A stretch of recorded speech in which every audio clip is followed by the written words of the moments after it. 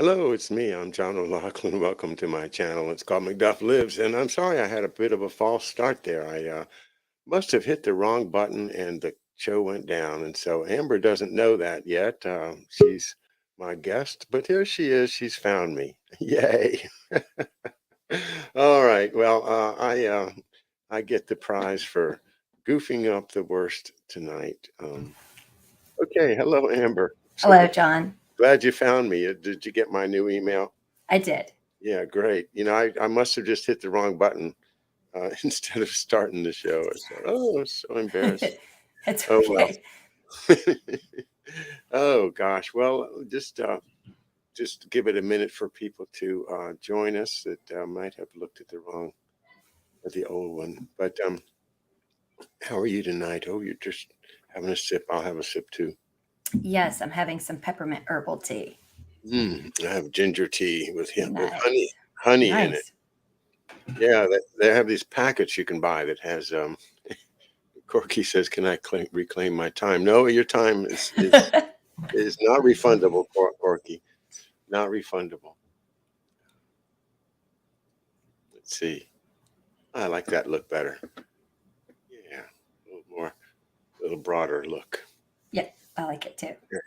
All right. Well, here we are, and thanks so much again, Amber Connor, for joining us from Atlanta. What part of Atlanta are you in? I'm on the west side, and I'm about a mile and a half, almost 2 miles from Georgia Tech. But we're at a really great location because we can jump on I-20 that takes you towards Birmingham, or we can jump kind of the back route to Buckhead, or jump on 75, 85 via three different ways. So we're kind of in the center of where we can pretty much get to any part of the city around the same time by taking certain interstate areas. So it's a really good area. It's a little rough around the edges, but I think that's because our leadership over the last, good 10 years has struggled with the same back and forth fightings as usual when there's a power struggle. So when that happens, constituents seem to suffer the most. So, we have an ebb and flow, and some years it's really good, and some years it's really bad.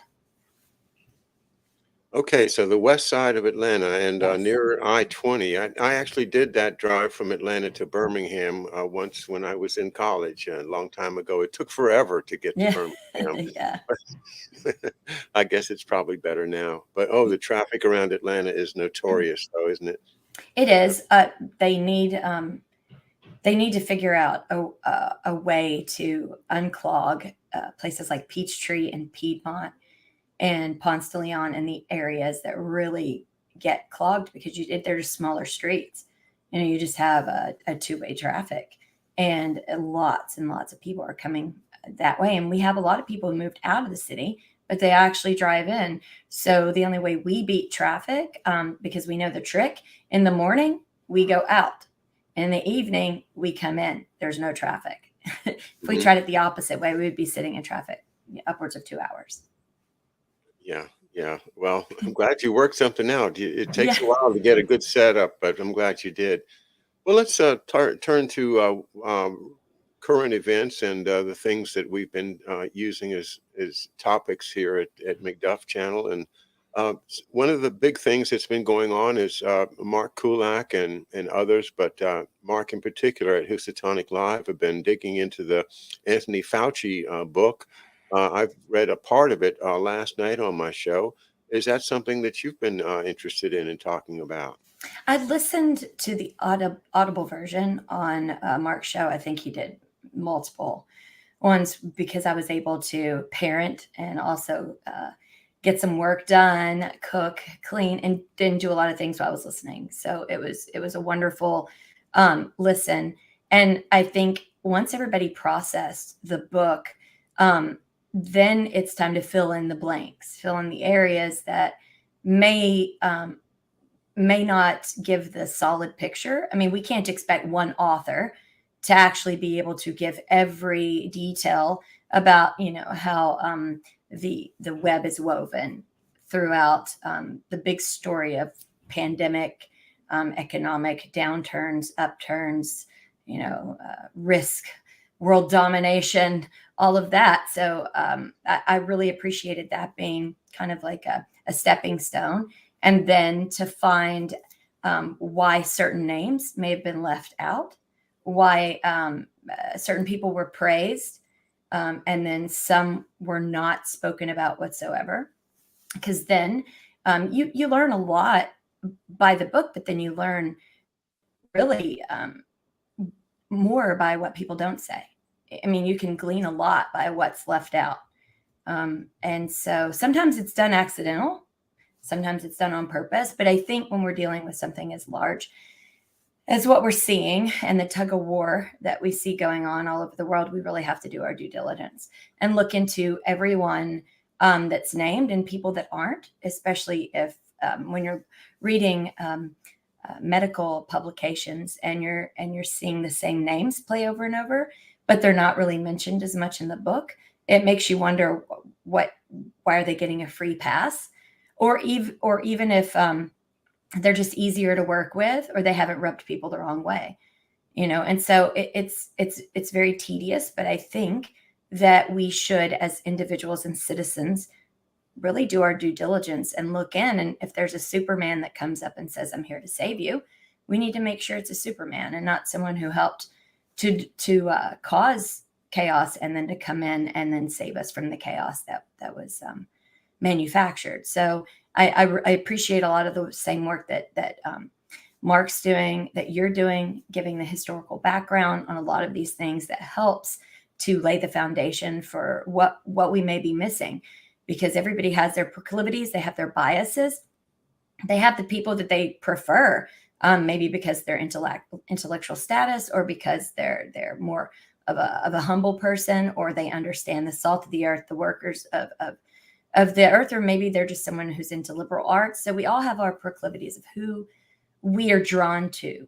But when in search of truth, and when in search to try to find out what's going on, so we can protect our family, our neighbors, and just, be good stewards.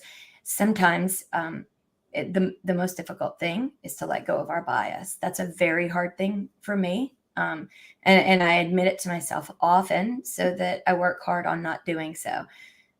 So I've learned a lot, and we're still digging in. I'm always curious as to who this person is or what role they played. If they're an integral role, or if they were just someone who's very competitive in the science realm and they wanted to be published more than anything. So they met the right people, added a little bit to the PubMed to be added on so they can add to their resume, and it's very difficult to follow, especially when you have so much information, being thrown at everyone on a constant basis. So it's a lot of hard work, but I would say it's satisfying, because at least when my kids ask me a question, I can somewhat answer it in a way that's age appropriate, but also where I feel confident and less like, running to another room and crying because I don't know what to tell my children, which I think is very debilitating for some people if they don't really have any answers and they don't know what to believe.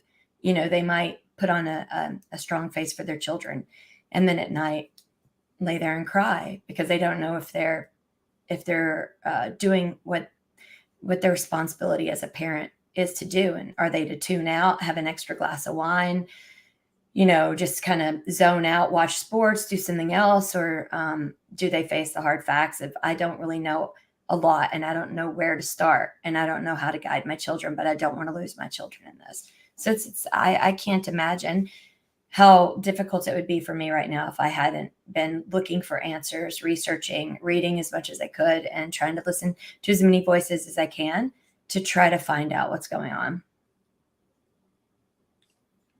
It sounds to me like you've been working hard, but you haven't come up with a real solid answer as to what's going on, to put it broadly. And the book, The Real Anthony Fauci, Bill Gates, Big Pharma, The Global War on Democracy and Public Health. I'm reading the subtitle because I can see it from here. By Robert F. Kennedy Jr., is not just about Fauci or about the current pandemic. It's about the war on democracy and public health. And I think that's a big part of what I got out of the book. And of course, I'm still reading it. I chose to start with chapter 5, which digs into the HIV/AIDS question. And uh, Mr. Kennedy starts off by saying, "Hey, I'm not picking sides in this. But I think most people are aware that the claim that HIV caused AIDS is very controversial. And this book, I think, really puts the last nail in the coffin, because even though Kennedy himself doesn't say, that I'm taking a personal position, he puts in so much stuff about Robert Gallo and Montagnier. But the idea that um, all of that money was spent on the theory that a certain virus caused this horrible disease was based upon uh, just hunches and guesses by Robert Gallo, who was clearly out to make money and to make a name for himself. He wanted a Nobel Prize, but he's not doing the scientific method. He's not following the traditions of science. He's just saying this is what it is, and then because of who he is and who he knows, he's able to get the money turned on. And then that was how Fauci got started, by getting grants through Gallo, who was able to convince Congress that he knew how to fix AIDS. So he got a big pile of money, and a lot of it went to Fauci, who then used it to create the monster we now know as, I mean, he didn't create it, but he took a very minor agency and turned it into the biggest monster of a agency you can imagine, the NIAID, the National Institute for Allergies and Infectious Diseases. There, I said it. But that, to get that narrative in a few pages is valuable. And I, as a trial lawyer, can look at it and say, well, okay, this is not the smoke. He's not handing us a smoking gun. He's not saying, here, look, Gallo did it, or Malone did it, or somebody did it, and so here's the guilty party. But what he's done is he's shown how our government has been subverted by this incredible procedure that we've developed called these foundations, and the foundations that will fund research that is really geared to serve their interests and not the interest of humanity or the health of people generally. So I just, in my own view, I'm very grateful to him for having written this book. And I hear what you're saying about you can't expect anybody to be a guru, and certainly the Kennedy family has got enough. There's enough reasons to not just take it literally, because I mean they've been under observation. I mean, blackmail. You name it. I think the Kennedys are from my point of view, RFK Jr. went as far as he possibly could without getting his head blown off, and I appreciate that, and I applaud his courage for it. As do I. As do I. I appreciate any time. So it was an uphill battle for people like me before some of these guys came forward to speak about getting the jab, or about what we were being told on television, and that, science is pretty much our new God. And no matter what you might feel or what you might think you need to do, don't.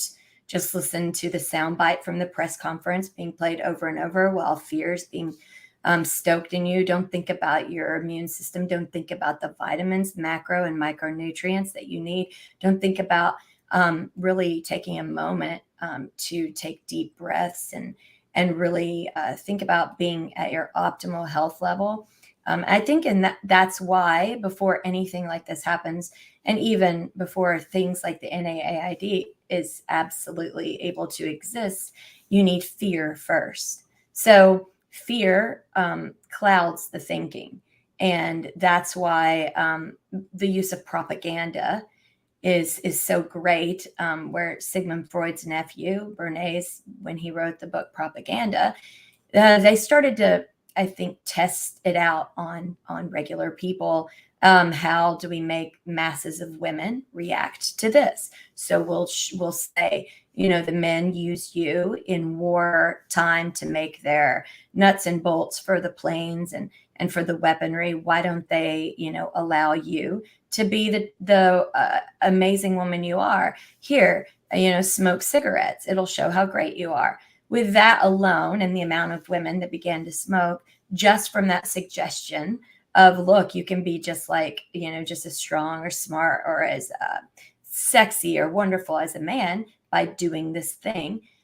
They, I think, started to tweak at that point. They already knew from the paperclip Nazis and from what happened during World War II how to kind of mess with the body, do science experiments. But now we're dealing with people who are just everyday people that are actually, seeing a commercial, seeing propaganda on TV. And I think that's where they started to learn when they needed to use fear, when they needed to use logic, when they needed to use competition or a way to get people to step up to a challenge. So it's not lost on me that some of the brightest people in the room chose to use fear in order to speak about this pandemic, because then that opens the door for everyone just letting go of any thought of their own, because the people who introduce the fear are the ones who are going to introduce how to not be afraid. You can't introduce how not to be afraid if someone told you should be afraid. They have to be the ones who come in and tell you how you can navigate without being afraid. So I think whenever someone approaches you with bad news or good news, their delivery and their approach, you can tell if they're a manipulative person if they end up, the message is tweaked with their true motive, right? And so if we were to think that the people who were tasked to speak with the American people are the intelligent group that, understand us and understand what we need to hear, there's ways to go about approaching it. And even if you're just sold out by the pharmaceutical companies and you really just care about making that bottom line, I think that even with that, they would start off with talking about vitamins, minerals, nutrients, drinking good water, exercise. They would have allotted for, families to exercise together. They would have come up with things other than go in your house and sit there. And if you test positive, wait till your lips turn blue and then come to the hospital and we'll make sure to finish you off. I mean, whenever you can't find anything out there that tells you anything other than, well, you tested positive. These PCR tests are the second God. The first God is science. The second God is the PCR tests. And now you go and you sit. And then if the heavens allow it, your lips won't turn blue and you won't die. Sorry. And then come here and we'll make sure that you get the proper medication that's been sent down the line from the powers that be, which will give the hospital $30,000. So thank you so much for your business, and next and next and next person. And I think that starting it off with fear, that was done on purpose.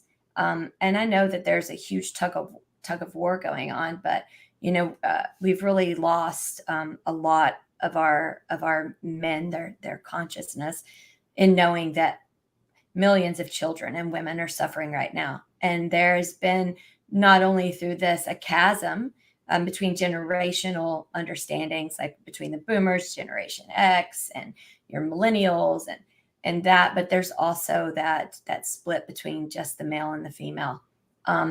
Because with females, we're like born to say what's going on, and the males come in and we've got this, millions of but since we've lived in societies, this is something that's always been. Now it's survival of the fittest, whether you're a woman, a child, or a man. And it's a new territory.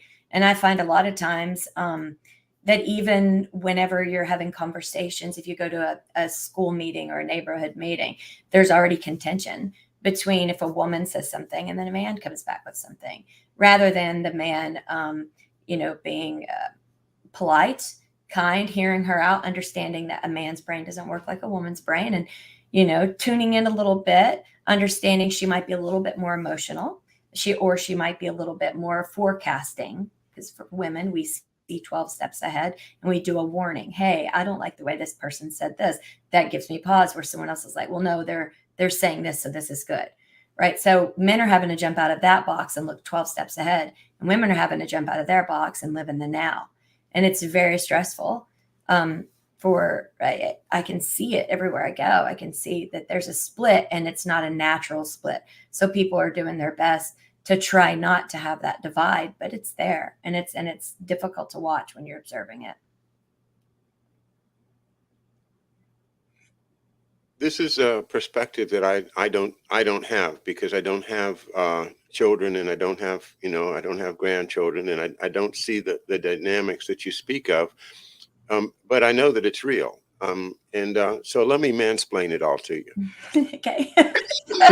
Exactly. I don't mind the mansplaining, because I hold my own. So if I go to Yeah. meetings or whatever, I know that's the natural tendency of man, and I'm fine with that, because anything that we're naturally supposed to be, who am I to say you're not supposed to naturally be that way? Because I want to naturally be how I am, right? But in noticing that when fear is brought in, and then when there's confusion and chaos, people are having to step out of what is their normal realm, and act out of that, that they're forced into, rather than what organically or naturally happens. So that stress, communication stress, unless you have very thoughtful people. So I try to surround myself with thoughtful people, where they might have that proclivity or that natural desire to have a little bit of that division, but they work hard to listen, and to at least acknowledge what the opposite sex is saying. And I find that, really wonderful. But I think the reason why it's bleeding into the citizenry is it's coming from the leadership. I mean, I've noticed, with leadership, women are used for a certain, thing, and men as well. And I think that's why there's this out of touch. Women are afraid. I mean, and you don't want women to be afraid, because they get very emotional. And when they get very emotional, they get men riled up, right? And that's not smart, because if women feel like, wait a minute, we don't know what's going on, we've got to start getting, hypersensitive. We've got to start getting louder. We've got to make demands, and that's a very dangerous place to be, because a woman needs to be more centered. She needs to be the life bearer.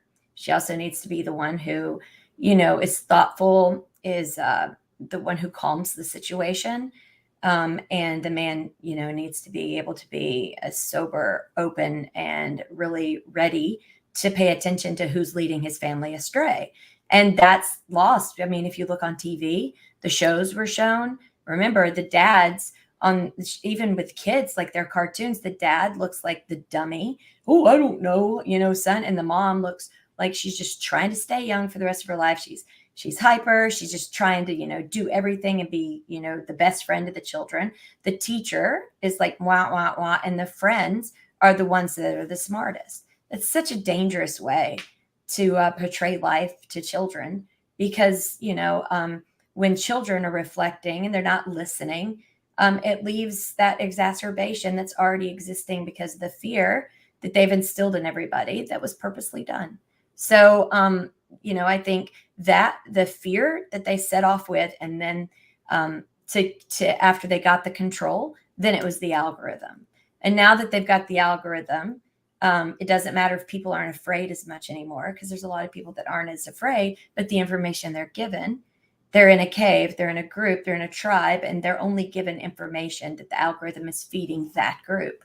So people don't even know. You have to physically jump out of that algorithm. So anybody who personally on social media that thinks opposite than you, that when you talk, you're like, they are totally polar opposites. You have to go on their social media. You have to click on the links that they have. You have to pull up those articles. Sometimes you have to comment. You can always delete your comment, but then you're put in another universe, because you just told the computer that you liked this, or you read this over here, and now it starts feeding you some other things. So you can actually balance out your algorithm and find that you can be right there in the center and looking and watching this match go on, and they're hitting back and forth, and you'll have like a Channel 5 do a article or a news that is fed to one side of the algorithm.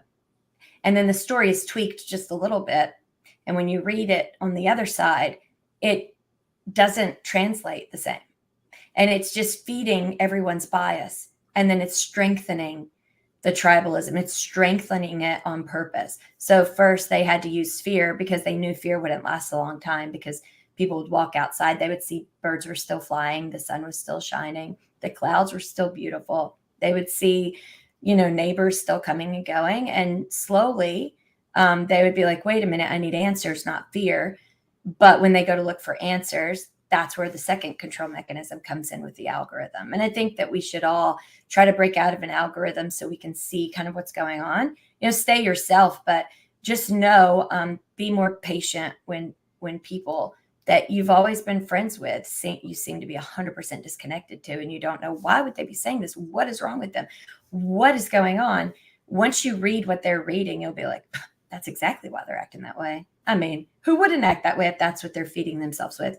And it's responsible for them to do the same. And, those who cause this algorithm, man, I would not want that cosmic filthiness on my soul, because it's really ugly what's out there.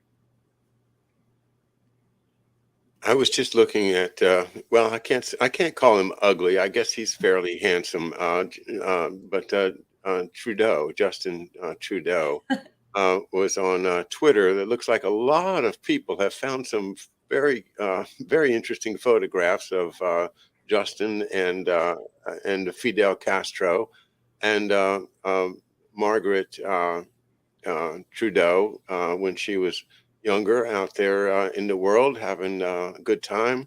And she really, really liked Fidel Castro. She said, "Oh, he has so much charisma. No wonder he's a great leader." And that son of hers sure does look like Fidel, if I may say. But he is one of those people that I think from birth has been programmed to play this role, and now he's stuck there. I think he really did run away a week ago or so when he said he had to go into isolation because of COVID. No, he went into isolation because he didn't know how to deal with the truckers. And so this kind of ties in a number of the themes that you brought up, looking at the fight in Canada. And who knew it was going to happen? It's like a gift to me. It's like, wow, we've got this proxy thing going on up north, and they're doing all the stuff that we need to do. But thank God they're doing it. Um, so there's a lot of aspects of what you were saying that we can bounce off of the truckers, especially the idea that you kind of started in me thinking now. Why did all those guys decide that they needed to go and do these truck convoys? And I know I've heard them talk about how, freedom, and we're saving our children from getting these jabs, and it's true. But uh, back home, back in the kitchen table, when he's talking about, hey, I think I'm going to go on this convoy, honey. And what does honey say, or what does his wife say? And are all the women in Canada I haven't studied it, and maybe you haven't either, but I wonder, is it your sense that the women are behind the guys that are out there? Because I think it's almost all guys that are driving the trucks. And with your comments about the difference between the sexes, it may be appropriate to just say, the guys that are driving the trucks, are they out there because the women are upset and fear and say, hey, do something, do something, do something. So they say, I know what we'll do. We'll shut down the whole interstates. We'll Well, shut down the borders. my dad, when I was younger, he was a trucker. Now, he didn't do the long distance, so he didn't do the 15 day being away for 15 days and back. I think that there's been a lot of men that didn't know what to do. What can I do? They just didn't want to march around and put themselves in the way of some vigilante group coming to beat them down because they wanted to use freedom of speech, right? You don't want, this this group that's been going around in black bloc and putting, metal pieces in socks and, knocking people out. So as a man who's got to make money for your family, you don't think, well, let me just go march up and down a sidewalk with some signs. That'll do some good. But if you're a trucker and when you drive, you're going to be gone for 15 or 20 days anyway. You now can do something. And it is quite silly that you're going to have to get vaccinated. I mean, you're literally in a truck by yourself. I mean, you couldn't get any more ridiculous. I mean, it's different if they had to walk among hundreds of thousands of people in arenas or things like that. But like you had the Super Bowl where when it scanned throughout the crowd, these are people that were very supportive of everyone being forced and mandated to get the jab. But at the same time, they're all catching it because it sheds, and people who have been jabbed actually have been catching it at an alarming rate. But they're all there without their masks on, picture after picture. And then you see them on social media making fun of the truckers who literally are in a truck by themselves, and I can't wrap my head around being that ignorant. So I think that's purposeful. At this point, they're willing to use the mandates and the control mechanism to scare people and to intimidate people out of having their own opinions. I really think that you have to step way out on a limb to say, people need to do their due diligence, and California is doing a great job mandating this. And, even though the CDC says, even though we've been vaccinated, we still need to wear a mask. Okay, well, why are they all getting pictures made, standing, with thousands of people, having a great time, and then making fun of the other side of the aisle? I think that's really shady. And that's really messed up. Mean what you say and say what you mean. If you're gonna stick to it and you're gonna say, no, our governor's doing the right thing, our president's doing the right thing, listen to the science, but you yourself, because you've had a few beers and you want to party, you're secretly going, but we can do whatever we want because, we're on the right side of history. That's really shady. That's really sad. That's I scary. wouldn't be able to behave that way. What you just said is scary. I mean, when you said that, I said, "Oh, it, we can do whatever we want because we're on the right side of history." That rings true to me. Yeah. That's consistent with what I've been reading and studying about these folks. It really is tied to the concept of will from the Nazi era when Yes. the famous movie called Triumph of the Will, and what that really boils down to is that you can get whatever you want to if you're willing to just violate all the rules, be immoral, be satanic, be evil. It's okay. It's fine. It's fun. It's fun to be evil. And there's all these people talking about Jesus and God and afterlife and all that. That's a bunch of nonsense. There's only one life. You're here. You're gone. Here today, gone tomorrow. So eat, drink, and be merry, for tomorrow we shall die. The old Epicurean saying. It's their motto of basically it really is uh, the Superman thing. The idea of we are improving humanity. Humanity is going to be Superman in the next generation. Because why? Because we're getting rid of all the lousy cell lines. We're getting rid of the bad people with the bad genes. We're sterilizing all the people that the wrong color so that we don't have to deal with their children, and we're going to have a very happy life once we get reorganized and get our population down within the Georgia Guidestones, right? I mean, this is really serious. They really are trying to destroy the humanity, the broad diversity of humanity in favor of their own little narrow vision of the world and thinking that they are making progress. They're not making progress. They're destroying people. They're destroying hopes and dreams and all the creativity of people. Because that's what I think really, we're here. We have these incredible minds, these incredible abilities to solve problems. Um, Heck, I can even improve my chess game if I keep playing, So we can all amazingly solve problems that we didn't know we could solve because we have this amazing ability to figure out how to do things. And it's not just going to the moon or building that tallest skyscraper. It's learning how to live comfortably without being in fear, and learning how to have a system around you that supports you as opposed to trying to pull you down.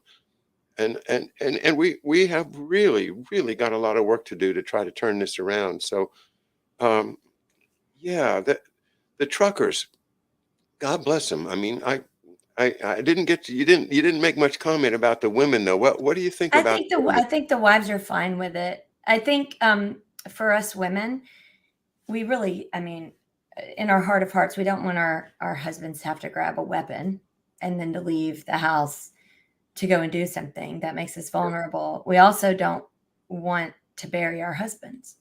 We Yeah, also don't want to bury our children. We also don't want to bury our neighbor, and we don't want to watch our neighbor cry because her husband was killed.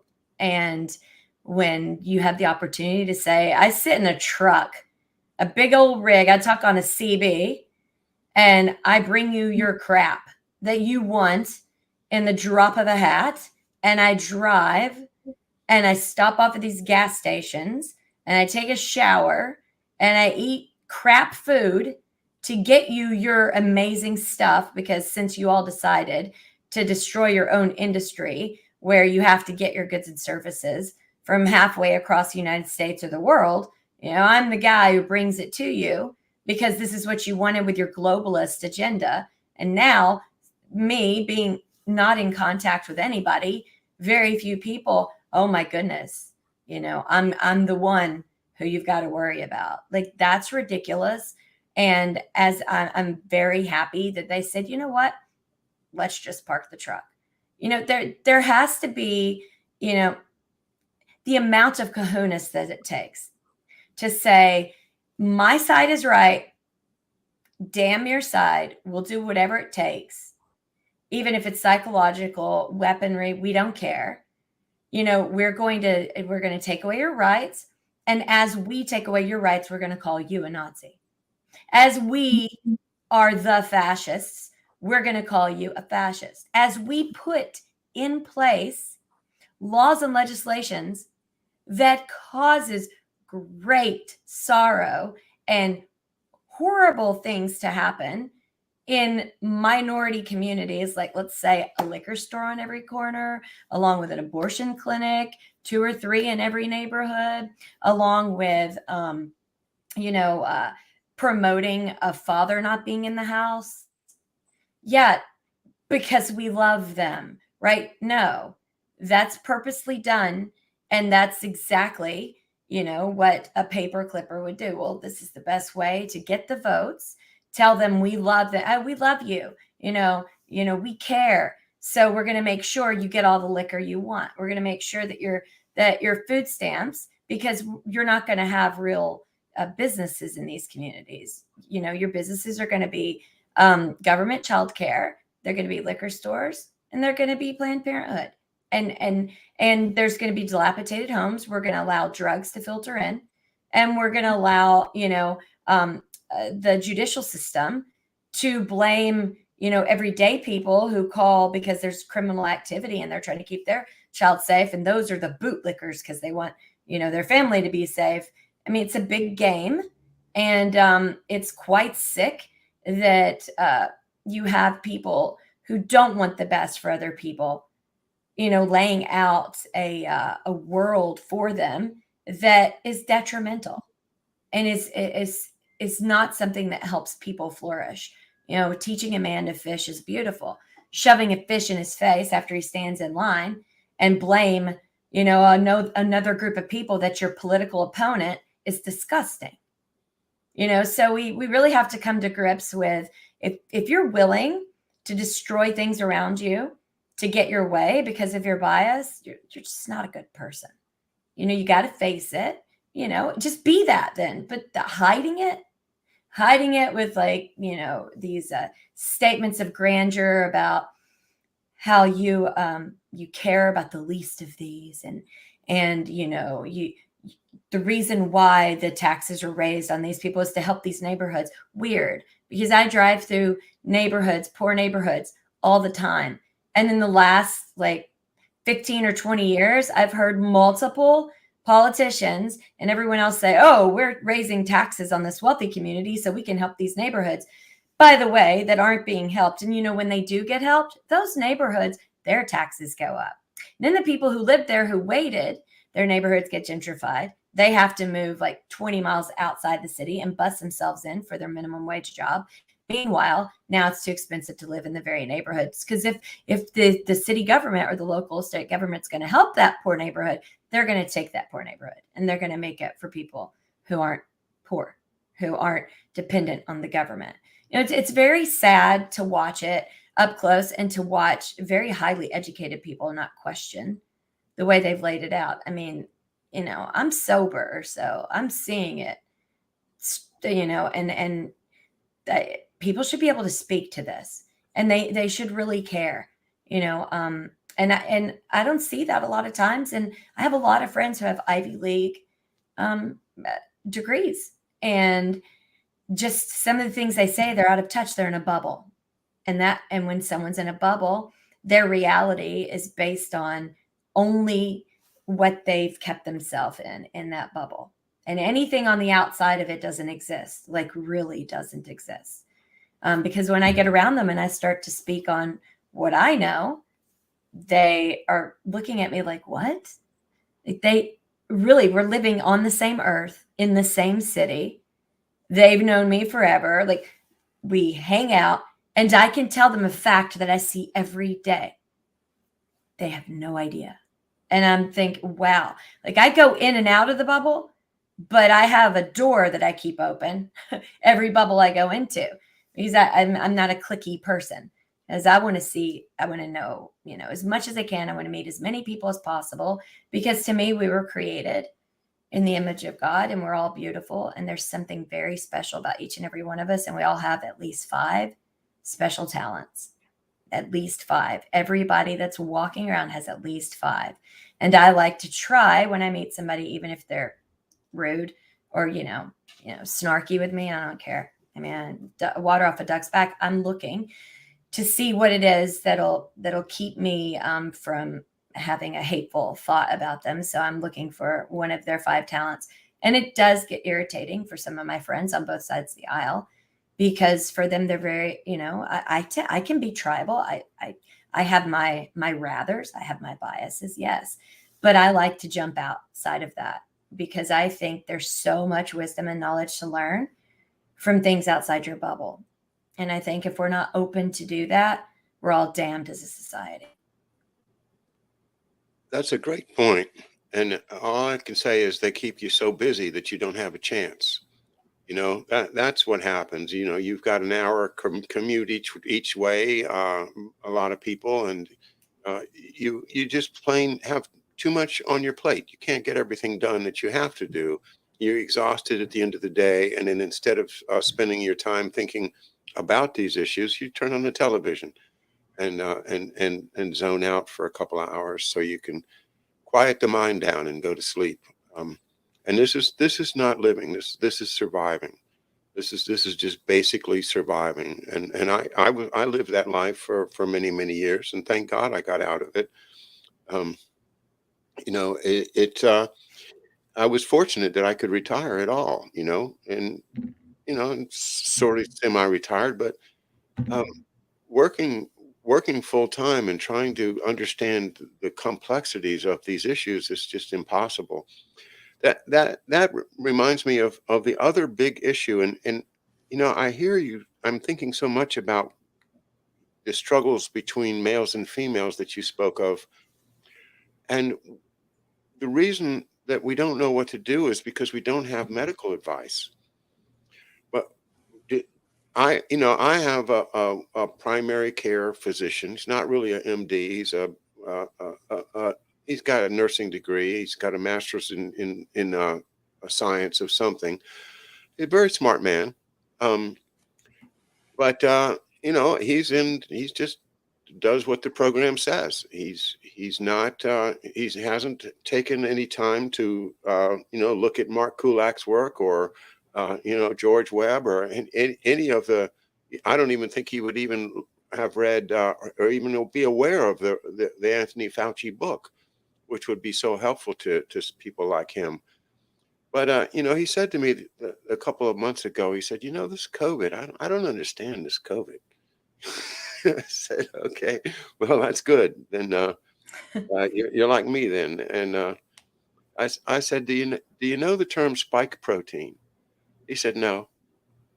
I said, okay, well, we'll start there. Figure out what's a spike protein and why is everybody talking about it? And I haven't gone back to talk to him about it. I don't think he did any research. I don't think he's going to look up what is a spike protein. But my goodness, those of us that have studied it, we're like, well, how could you can't even get started if you don't know that. You've got to know what a spike protein is, or you'll never understand the mechanism of injury that is behind all the theories of the people that are saying that these things are dangerous. Well, that's because they don't want us to even think about it. And that, that's an example of somebody you're talking about who is in a closed cycle. And but at least he reached out to me a little bit because he knows I'm a kind of a critic, a social critic in a way.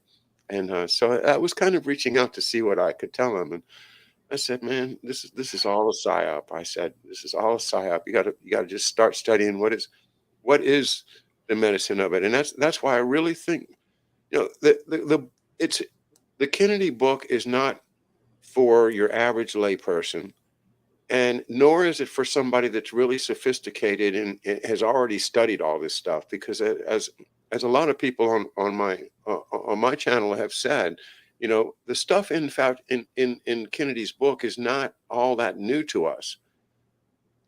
But I say, well, it's new to a lot of people. As a matter of fact, it's new to like 99% of the population. And because he's a lawyer and a good writer and was able to put all these things together, and he does have lots and lots of footnotes, no bibliography, no indexing. Drive me crazy with no index. But, because I want to go to the index. That's where I like to read these books, is say, how many mentions did Dr. Gallo get? Who is this guy in the book, But that is a step forward. It's a big step forward. So, if I can get medical people to actually read this book, then I mean, this AIDS thing is we're going through it again under a different name. To me, it's very, very likely that all of this is very, very fishy. It's just very, very fishy. My opinion right now is I'm not sure that there really is an original disease so much as a collection of symptoms that they called the disease, and then they said that it's caused by a virus, and so they come up with this name for the virus, and then they say, well, here's how to cure the virus. You've got to use remdesivir. And well, no, that's not medicine. That's just you trying to sell remdesivir for the bad guys. So, so what I found, John, um, looking back and reading and having quite a few friends that are over in the Emory and CDC area, and kind of going back to view how and why doctors are saying that, and why some of the people that you would say, well, they're pretty bright, why are they allowing this? We know that a lot of people have died from bacterial pneumonia. They may have had COVID, but they had bacterial pneumonia, which was very bad in 2020 and 21, along with flu. The different flu strains, RSV was huge. But if we go back 5 years before any of this started, CDC was doing a big push on people's overuse of antibiotics, and how antibiotics overuse they're just not working as they should. Hmm. Well, to me, that was a precursor to then tell doctors, we really have to hold off on a lot of these issues where people are coming in. And COVID is different. You don't use antibiotics or steroids for this because it's a different type of virus. You don't need antibiotics. You're going to need to just, sit at home. And then they give statistics. Well, if you're healthier, if you don't have comorbidities, it's kind of like, flu, you'll feel heavy in your chest. You can take aspirin, or you can take ibuprofen, or and you would have, of course, since they didn't give us anything or talk about what we could do, people are trying to come up with anything, and then they're calling people crazy because they're looking for some antidote to use while they're miserable sitting at home. Well, we all know that if you sit and you've got pneumonia, it turns really bad. And if you sit and you've got the flu and you're stressed, your cortisol level is up, and it's paired with COVID, a new novel virus that's going on, your body needs antibiotics, steroids, and then as much vitamin C, vitamin D, and zinc. Like you really, putting magnesium in your bath. There's a lot of sitting outside and soaking up sun. Doing breathing exercises. Deep breaths to exercise your lungs. There's things that they could have told us without trying to, give a therapy that wasn't tested, because they weren't going to make money on it, because the patent was already out and it cost, a couple of 30 cents a pill. So, that since they weren't going to allow us to have that, you would think that they would at least allow the hospitals to do a Z-Pack, to do the steroids and antibiotics. But why would doctors not grab for that? Because right before all of this, antibiotic overuse is a problem. And so if that's what doctors were hearing, and then they were like, well, we can't give antibiotics because this is different, then they wouldn't look at it like, oh my gosh, we're letting these patients go home. They're coming back. Their lips are blue. We're putting them on a ventilator. Then you have to take the pre-steps, right? So even the doctors and the people who work at the CDC who are warning about overuse of antibiotics wouldn't know what was coming down the pike and why they were putting in doctors' heads and everyone's heads. There's an overuse of antibiotics. There's an overuse of steroids, to then set the stage for go home and wait until you can't breathe, then come back to the hospital. Then, like if you look at the trials of what happened with remdesivir, it wasn't like, I think out of 100 people, I think it was Sierra Leone that where they had tried remdesivir, that 52 people died. So it wasn't even a really good.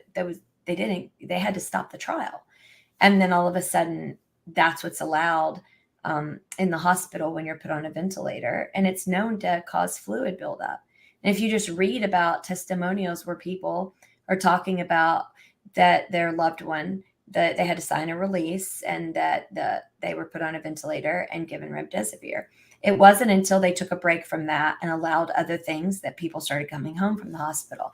And so you would have people participating, not knowing that what they were participating in was going to be egregious. And I think there's going to be a lot of people who later, when they found out that through cause and effect, like if you're wanting to cause a certain outcome, you're going to set the stage for there's overuse in antibiotics, and we need to do this. Then you're going to tell people when they come in to get a test, you're not going to have a test that tells them what they have. They're going to have to get separate tests. So you're not going to go in and actually hear that you have COVID with bacterial pneumonia and RSV.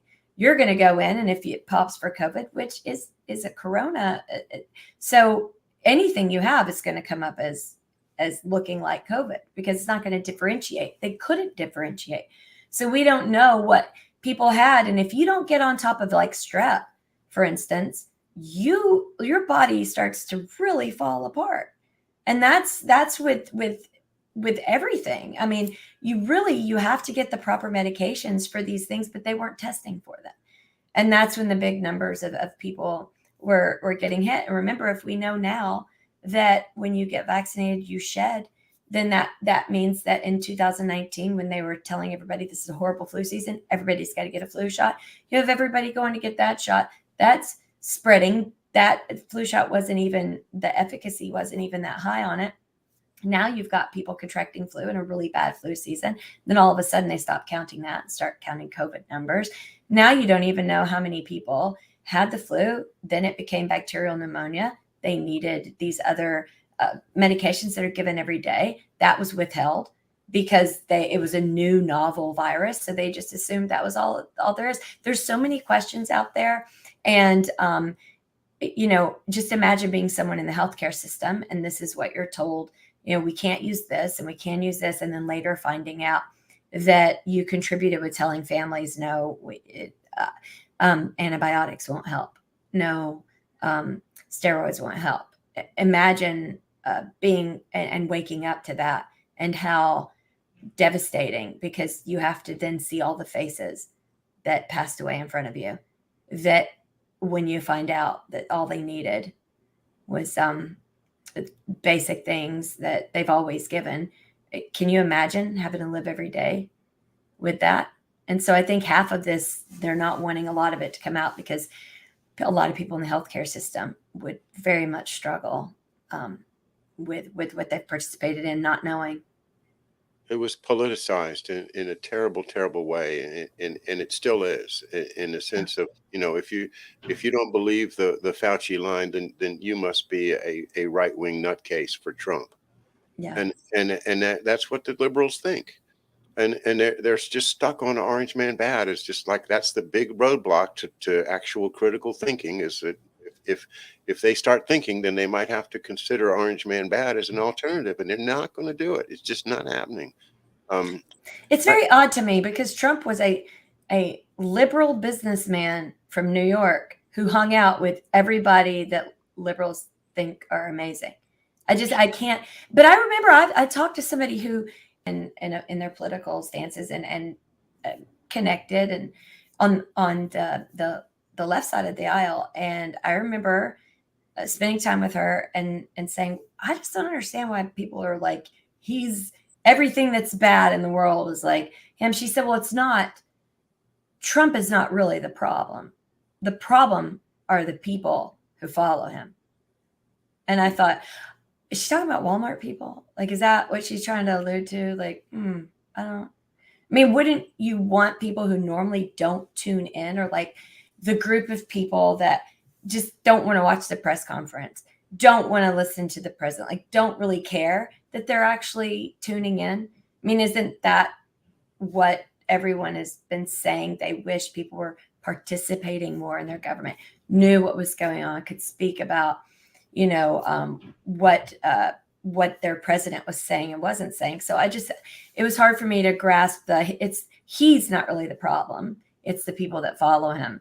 And I thought, oh, yeah, that was yucky. But, I hear a lot of yucky things all the time. So I just kind of was like, okay, I think I understand what you're saying, have, but have we don't have to talk about it anymore. smoke another freedom torch, Yeah. from Edward Bernays, because that was the whole idea. What you brought up, is that, hey, women, guess what? We're going to set you free. No, we're going to addict you to a hopelessly addicting substance called nicotine, and you're going to have to spend your money on it, and you're going to lose your health. But you're going to do it because we told you that if Yeah. you do this, you're going to feel free. You're going to be free. And oh my God, the Well, it's incredible sad. propaganda. It's sad because if you look at why do that, they did it so they could show that they could. Imagine Well, it's worse. causing that much chaos because you want to show, look what I can do. Okay, That's how much people mean to you.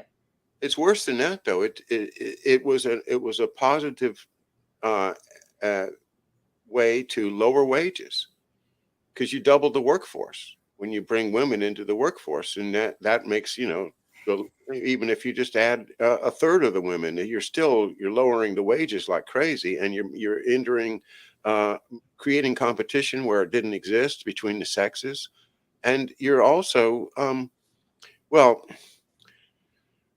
I think we're kind of running out of time, so I won't try to finish that thought. I did want to try to jam in one other thought before we go, and that is this. I talked to the publisher Chris Milligan a year or two ago when he was doing one of the JFK conferences, and I had a chance to interview Chris, and we talked about fathers, because my father being the inspiration for my show, and his father was a CIA man who told him that, hey, the, the plan is to get America hooked on dope. The plan is there's going to be it's going to be flooded with heroin, and that's how they're going to take the country down. And that's what's happening. That's what they're doing. And I saw the CDC yesterday in the paper said that they are going to change their regulations with regard to the use of fentanyl, and that for pain, and that doctors should no longer feel hesitant in prescribing opiates for pain. We're going to go there now, and that's it. When you have all of these people who have uh, uh, bad health, don't know the answers, get depressed, and just like the liquor store on the corner, well, there's also a dope pusher around somewhere, and or even illegal dope, because once you get started on it from the pharmaceutical pharmacological sources we have here, all of these doc in the boxes everywhere. You need some drugs, just go drive through. Say you have a bad your chest hurts, and they'll give you a script for some of your favorite drugs. And this is horrible. This is what's taking us. This is what they really are doing. I think is they're destroying our health, and then they're giving us uh, uh, an easy way to get hooked on the most highly addictive substances in the world, because that's really where the money is. The money is in illegal dope. That's where it was in World War II. That's where it is now, and that's why, we had all of the Iran Contra and everything that's going on now. The Italian mafia, the Russian mafia, they are making the money off of dope, and it's just going to get worse and worse unless we stop them. I guess that's my last word. Well, I agree, John, and I, I would say that there are more people that are not aware about the leaky sieve of drugs and how it gets in. I think they assume it's just like filtered through gangs, and people have to pretty much climb through barbed wire to get it, and like do all these things to trick our security forces and intelligence services to slide it through under sleight of hand in a magic box where no one can see it, and then they filter it out, because it's just the people that want it, and we just can't keep them from getting what it is that they want. I mean, that's not freedom. And to me, the worst is when people talk out of both sides of their mouth or are hypocritical. And what I mean is, in one token, they're saying, no, you have to have this medicine. We have to mandate this. We have to do this. This is for your own good. And then on the other hand, drugs should be free. We shouldn't let's give them free needles. Let's get them this. Let's allow for this. Those things don't pair up. One is you're saving people supposedly, and one is you're allowing people the freedom to handle their addiction in a way that's less cumbersome, where they're not in danger of injecting themselves with a needle that might have a disease on it. Even though they're living in disease on the street around fecal matter during a pandemic, and the only ones not dying from the pandemic.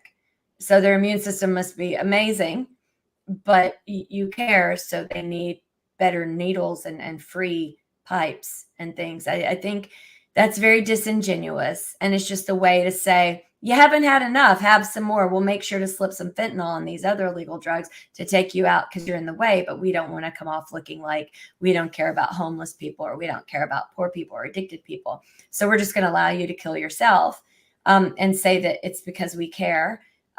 Meanwhile, we're going to make sure that the stuff is added to your regular dose so that you take yourself out and then we look like we're just these gentle, tender-hearted people who care about everybody's health. I think that's disingenuous. And by the way, that's happening on both sides of the aisle. And most everything I've said today, I can find someone on both sides of the aisle, and some people, third party and independent, that feel that they should dominate, and that they are they feel like being having a fascist type of behavior by commanding and demanding is okay. And so to me, this isn't political. This really has to do with the spirit of the person and the type of person. And if they live in fear, and if they are willing to sell out their fellow American or a fellow world citizen in order to push for feeling good by supporting the team that actually wants to dominate. I think we're in a very dangerous territory, and everyone should step outside of their bias and look at themselves in the mirror. Just spend 5 minutes, stare at yourself, and think about all the things you said to people on social media that week, all the people you dismissed, all the people you made fun of, all the people that you said, I don't care if they die, all the people that you in your head said they just need to be gone. Stare at yourself in the mirror, think of all those things, and think, could I do better? Could I communicate better? Could I be a better person? What could I do to show that when I speak, I'm not speaking out of both sides of my mouth, I'm not a hypocrite, and I actually have a foundation of truth, a solid one to stand on, because my heart is in the right place, and at least the universe will know I gave a damn. Amber Connor, you give a damn and you tell it like it is, and I sure do appreciate it. It's just such a pleasure for me to get your perspective, and it helps to ground me and make me feel like, hey, there are a lot of sane people in the world, and thank goodness we were able to talk to each other and share our concerns as well as the strengths that we have from what we've learned, and the character that you have, that I'm delighted to share uh, with people, because we all need responsible role models, and Amber, you are one. And so are you, John. Thank you so much for having me. All right, thanks everybody. Have a great evening. Thanks for being with us.